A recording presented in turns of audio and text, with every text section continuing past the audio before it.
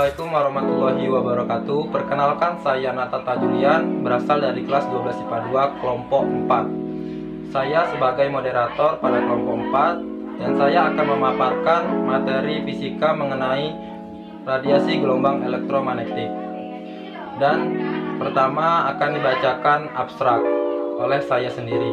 Kepada saya sendiri dipersilakan. Abstrak. Teknologi dan industri yang maju identik dengan tingkat kehidupan yang lebih baik dalam berkomunikasi, pendeteksian maupun pengobatan penyakit, tidak terlepas pada penggunaan instrumen dengan sumber sinar dan radiasi elektromagnetik. Radiasi tersebut dikelompokkan berdasarkan panjang gelombangnya atau frekuensinya, misal gelombang radio, komunikasi band, televisi, gelombang mikro yang meliputi radar, inframerah, cahaya tampak, ultraviolet, sinar X, dan gamma. Dengan kemajuan tersebut, semakin dibutuhkan pengetahuan akan dampak radiasi elektromagnetik baik oleh operator, pekerja, ataupun pemakai. Dampak keterpaan radiasi elektromagnetik bergantung pada jenis, intensitas, dan lamanya waktu keterpaan. Untuk mencegah terjadinya hal-hal negatif tersebut, diperlukan pemahaman tentang sifat-sifat radiasi gelombang elektromagnetik, baik pengaruh langsung maupun tak langsung. Sekian, terima kasih. Baiklah, selanjutnya akan dilanjutkan oleh Tiara Fatarani pada pembacaan bab 1 yang berisi tentang latar belakang, rumusan masalah, dan tujuan.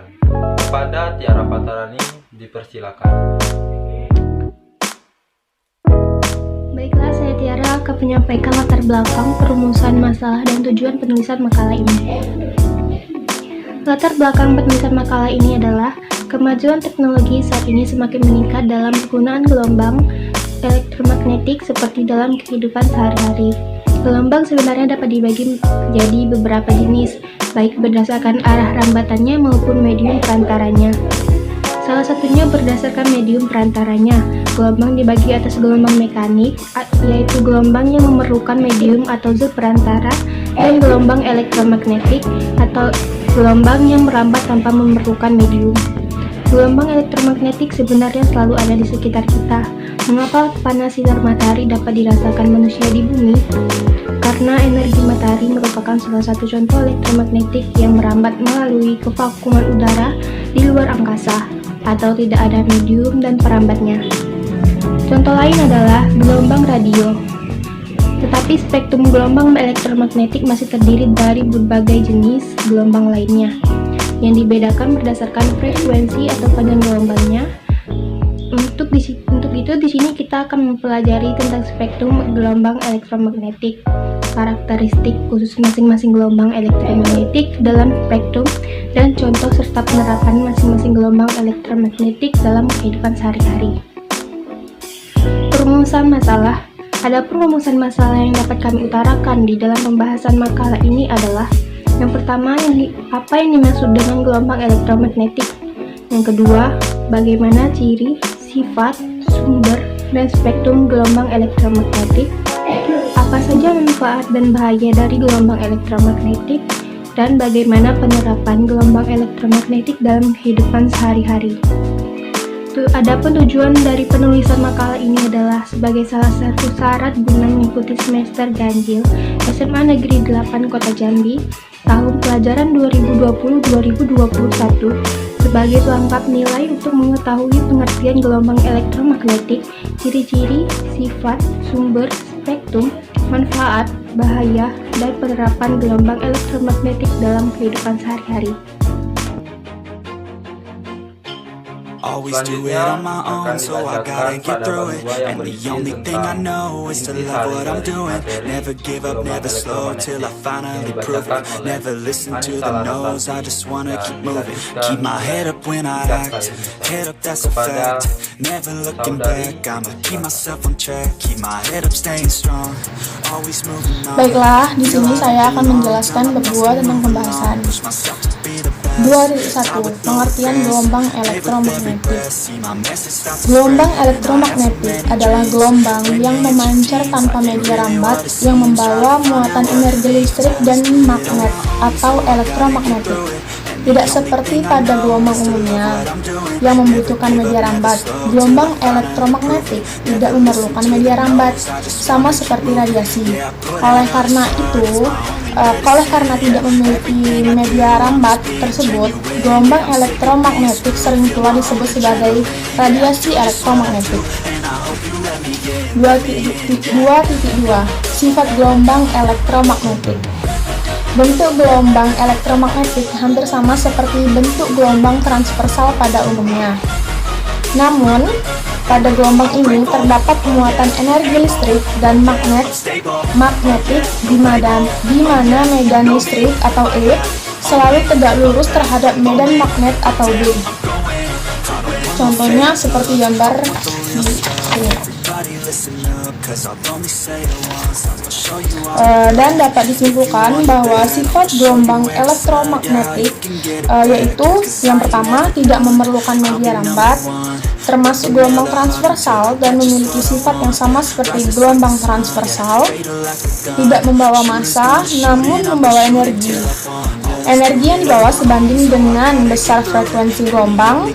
Energi listrik atau E selalu tegak lurus terhadap medan magnet atau B dan sefase, dan memiliki momentum. Dan yang terakhir yaitu dibagi menjadi beberapa jenis tergantung frekuensinya atau panjang gelombangnya. Berikutnya yaitu 2.3 atau sumber radiasi gelombang elektromagnetik. Radiasi elektromagnetik merupakan kombinasi medan listrik dan medan magnet yang berisolasi dan merambat lewat ruang dan membawa energi dari satu tempat ke tempat yang lain. Sumber radiasi elektromagnetik dapat dibedakan menjadi dua, yaitu sumber radiasi elektromagnetik dari alam dan buatan.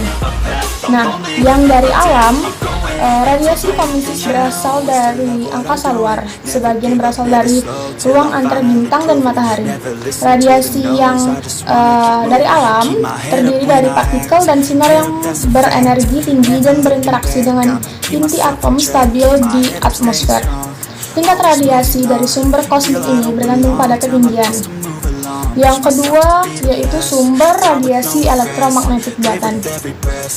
Sumber radiasi elektromagnetik buatan ini sama seperti ledakan nuklir, rangkaian listrik dengan tube vakum atau transistor, diode microwave, laser antena radio, dan lainnya. Sumber elektromagnetik buatan ini sering dijumpai adalah reaktor nuklir. Yang 2.4 itu adalah sumber gelombang elektromagnetik. Selanjutnya yaitu 2.4 atau spektrum gelombang elektromagnetik. Spektrum gelombang elektromagnetik adalah spektrum kontinu di mana masing-masing jenis gelombang elektromagnetik yang berbeda didefinisikan dalam rentang panjang gelombang tertentu. Spektrum gelombang elektromagnetik terdiri dari gelombang radio, gelombang mikro, sinar inframerah, cahaya tampak, sinar ultraviolet, sinar X, dan sinar gamma. Yang pertama yaitu spektrum gelombang radio.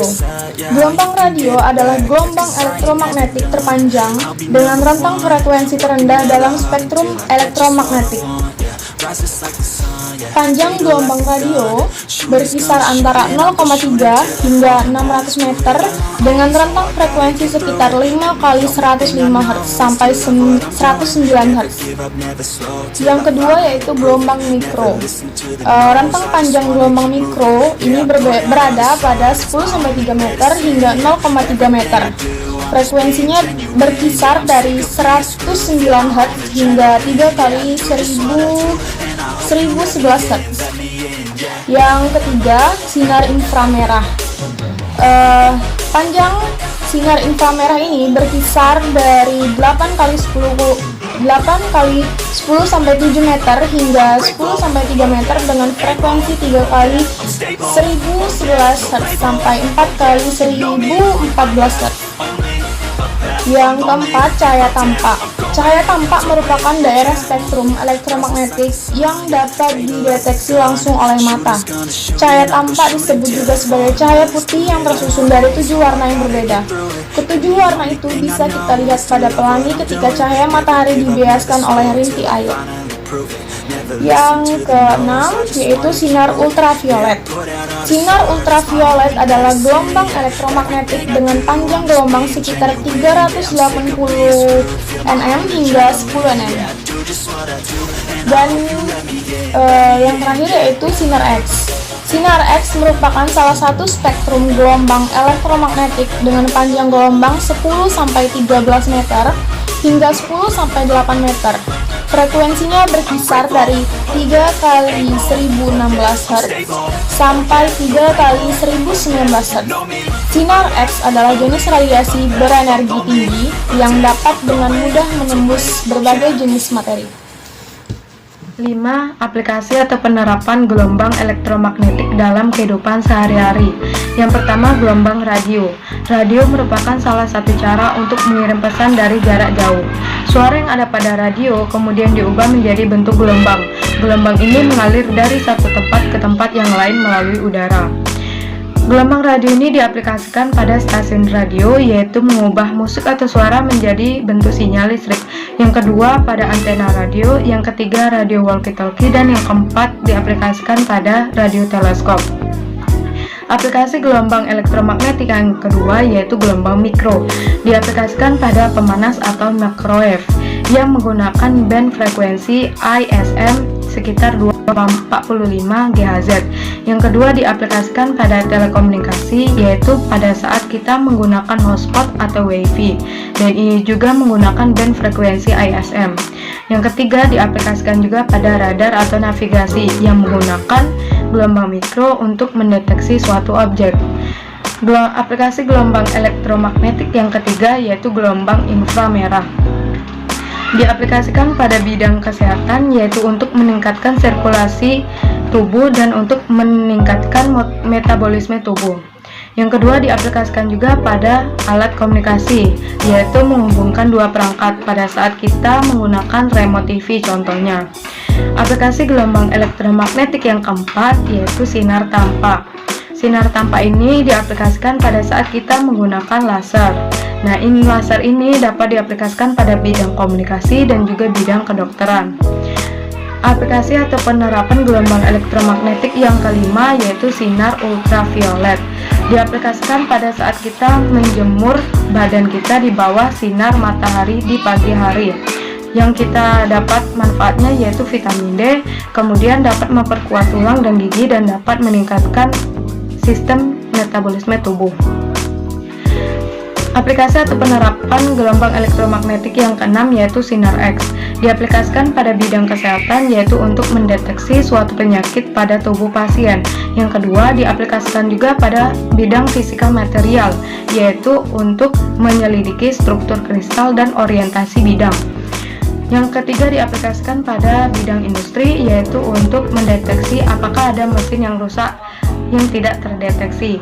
Yang keempat diaplikasikan juga pada bidang security atau keamanan, yaitu untuk mendeteksi ada atau tidak bahaya di suatu lingkungan sekitar.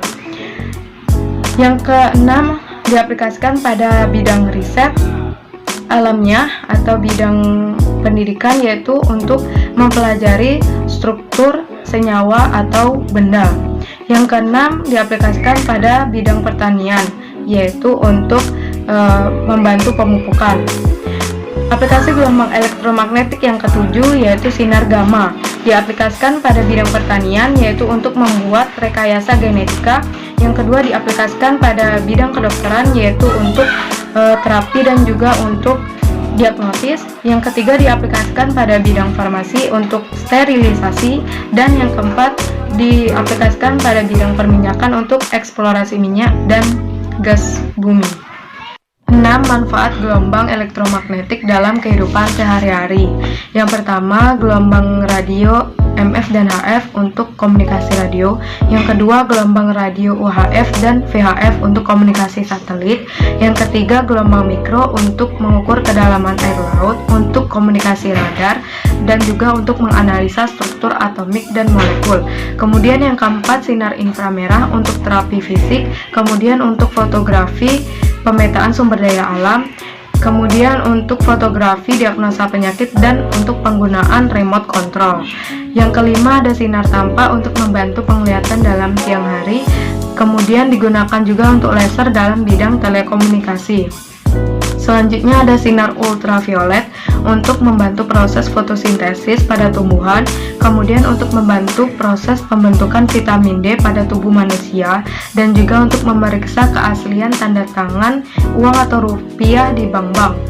Yang ketujuh, ada sinar X atau ronsen untuk memotret organ-organ dalam tubuh manusia, ini pada bidang kedokteran, dan juga untuk menganalisa struktur atau bahan kristal serta untuk mendeteksi keretakan logam. Dan yang terakhir, sinar gamma untuk terapi kanker, kemudian untuk sterilisasi peralatan rumah sakit dan juga makanan kaleng, dan serta untuk mengurangi populasi hama pada tanaman. 7. Bahaya radiasi gelombang elektromagnetik. Yang pertama, pada tumbuhan, radiasi UVB dapat menyebabkan pertumbuhan tanaman menjadi lambat, bahkan bisa menjadi kerdil. Yang kedua, apabila terjadi lubang ozon, maka sinar UV, terutama sinar UV tipe B, dapat membuat kulit manusia tersengat. Kemudian yang ketiga, radiasi HP dapat mengacaukan gelombang otak, kemudian dapat menyebabkan sakit kepala, kelelahan, dan sampai menyebabkan kanker otak dan kanker sel saraf otak. Yang keempat, apabila terpapar sinar UV, baik UVA ataupun UVB, dapat mengakibatkan garis-garis kulit wajah, keriput, dan juga dapat membuat kulit terbakar. Kemudian yang terakhir, pulsa microwave dapat menimbulkan efek stres pada kimia syaraf otak. Kita telah mendengarkan dan telah dibacakan bab 1 dan bab 2 yang berisikan tentang materi atau tujuan dari penelitian ini. Selanjutnya akan ada kesimpulan pada bab 2 dan saran yang dibacakan oleh Muhammad Kevin Mahasiswa kepada Kevin. Kesimpulan dari pembahasan di atas dapat disimpulkan bahwa begitu besar peran gelombang elektromagnetik yang bermanfaat dalam kehidupan kita sehari-hari tanpa kita sadari keberadaannya. Spektrum elektromagnetik adalah rentang semua radiasi elektromagnetik yang mungkin. Spektrum elektromagnetik dapat dijelaskan dalam panjang gelombang, frekuensi, atau tenaga per foton. Salahnya, menyadari bahwa penulis masih jauh dari kata sempurna. Kedepannya, penulis akan lebih fokus dan detail dalam menjelaskan tentang makalah di atas dengan sumber-sumber yang lebih banyak yang tentunya dapat dipertanggungjawabkan. Terima kasih. Tadi kita sudah menjelaskan dan membacakan materi mengenai gelombang elektromagnetik beserta dampaknya. Apabila saya, teman-teman, kelas IPA 2 atau kelas IPA yang ingin bertanya kepada kami, bisa melalui komen di bawah